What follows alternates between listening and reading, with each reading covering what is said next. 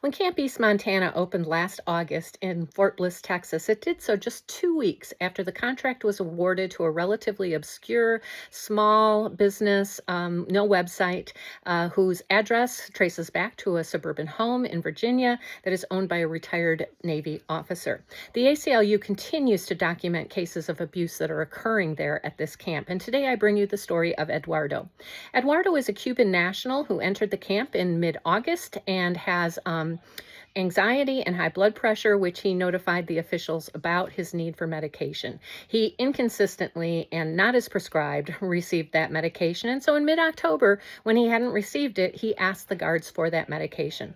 Rather than getting the medication, he was met by 6 or 7 guards who came in, cuffed him, threw him to the floor, beat him to the point of unconsciousness, and he had to be transferred to a hospital.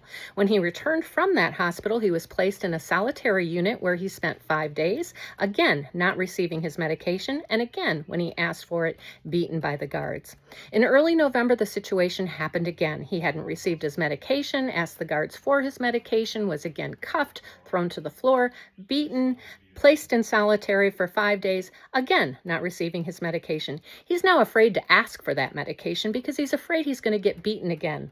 Meanwhile, DHS continues to insist that it provides comprehensive medical care to detainees, including medication management. This is not true, and it is being documented. We need to call our congresspeople and demand accountability.